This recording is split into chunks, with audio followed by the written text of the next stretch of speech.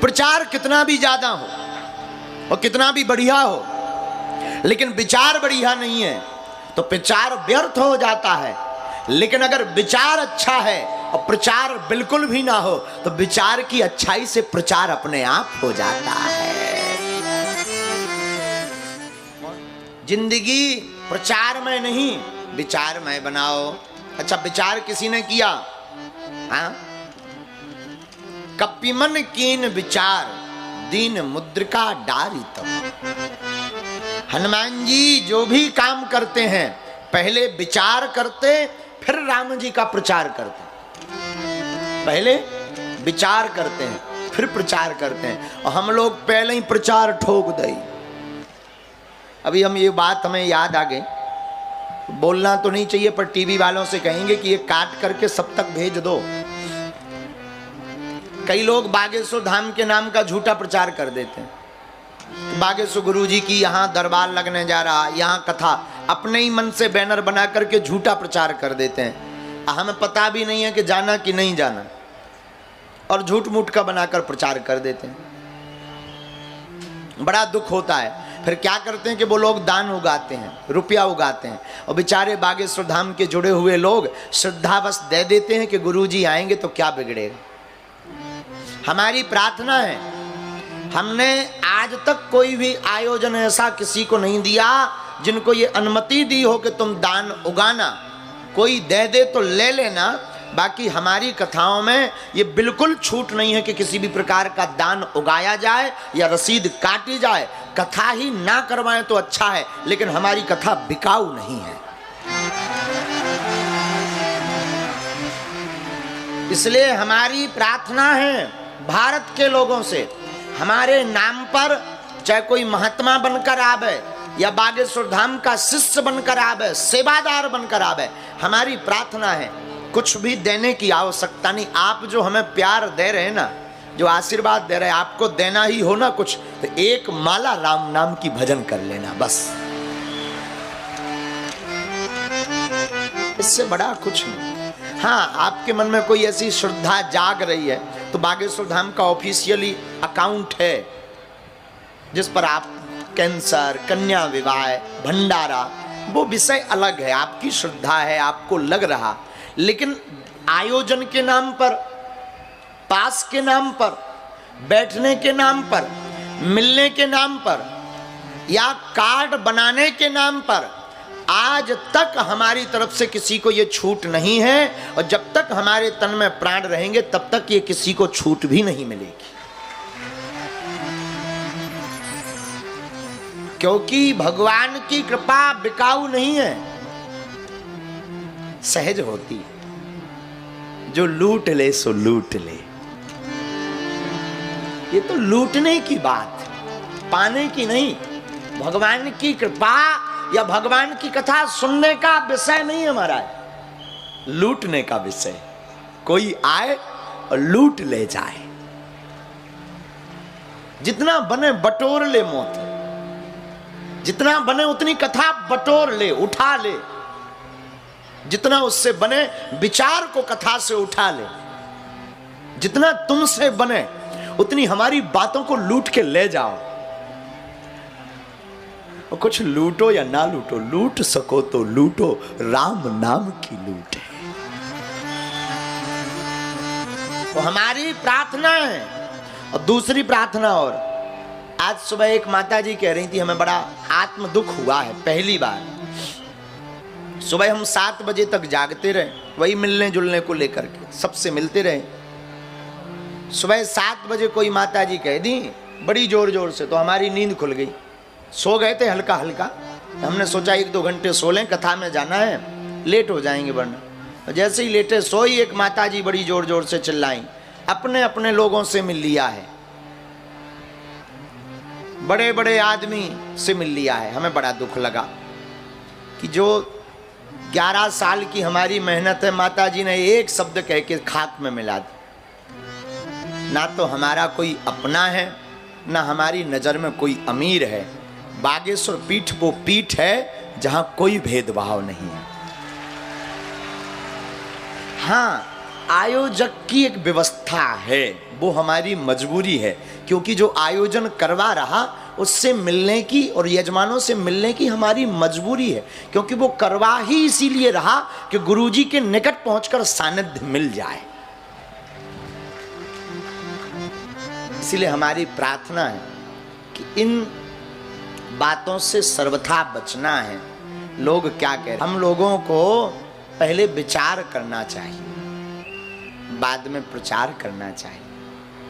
हम लोग पहले प्रचार करते हैं, बाद में विचार करते हैं, इसलिए जिंदगी में घाटा खाते हैं। और हनुमान जी पहले विचार करते हैं, कपिमन कीन विचार। हनुमान जी पहले विचार करते, राम काज करने के लिए, राम काज के लिए भी विचार करते हैं। मुंदरी डालने के लिए भी विचार करते हैं, बाद में प्रचार करते हैं। हनुमान जी से ये गुण सीख लीजिए कि हमें पहले विचार करना है, बाद में प्रचार करना है। और भगवान की कथा बड़ी मंगलकारी, माई बाप बहुत मंगलकारी। एक बात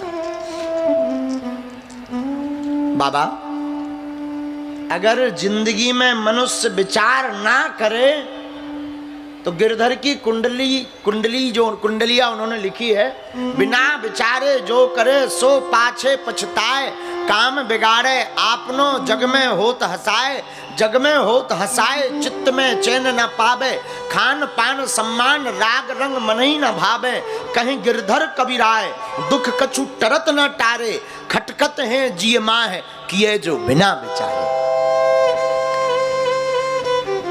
आप बिना विचारे करोगे तो जीवन भर बात खटकती रहेगी। लेकिन राम जी का काज, गुरु जी की सेवा, भगवान की कथा, ये तीन जगहों पर विचार भी नहीं करना चाहिए। आहा, कल हमने आपको जटायु का एक प्रसंग सुनाया, जटायु जी महाराज का। कौन कौन था कल कथा में? आपने सुना ना कल की कथा को।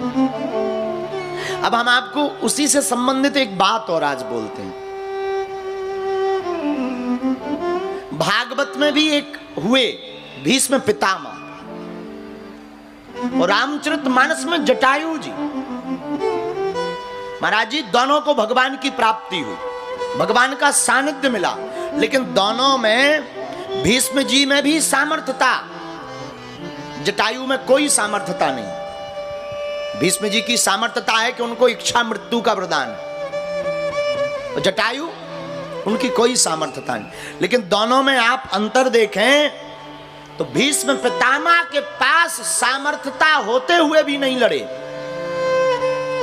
अधर्म से, लेकिन जटायु के पास सामर्थ्य ना होते हुए भी अधर्म से लड़ा, और रावण से लड़ करके उसने जटायुओं का नाम आज भी रामचरितमानस में अंकित कर। और आपको कहें, अब इन दोनों में आप अंतर देखना तो आपकी आंखें खुल जाएंगी महाराज।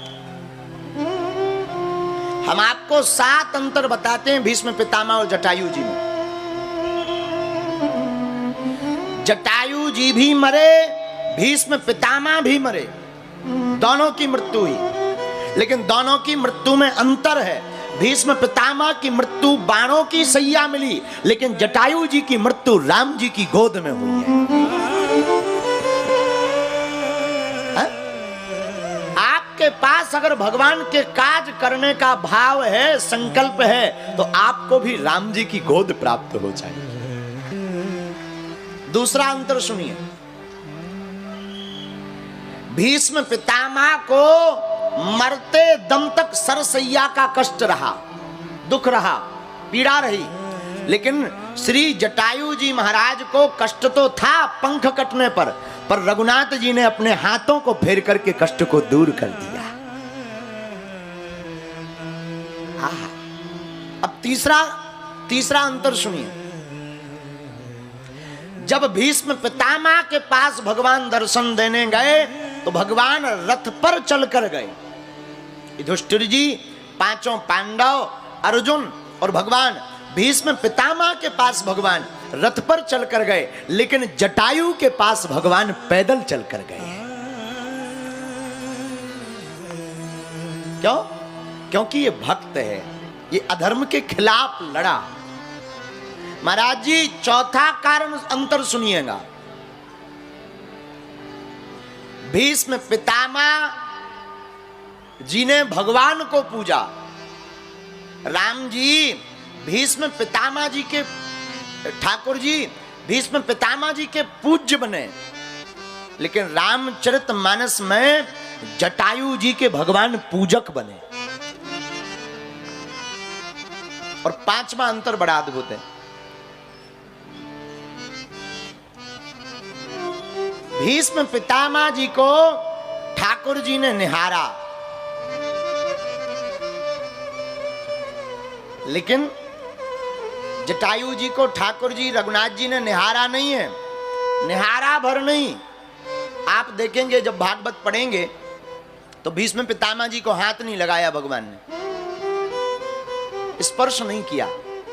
लेकिन रामचरितमानस पढ़िएगा, भीष्म पितामह को ठाकुर जी ने केवल निहारा, केवल आंखों से कृपा की, लेकिन जटायु जी को तो नेत्रों से भी कृपा की और अपनी गोद में बैठा करके अपने हाथों से भी रघुनाथ जी ने कृपा की।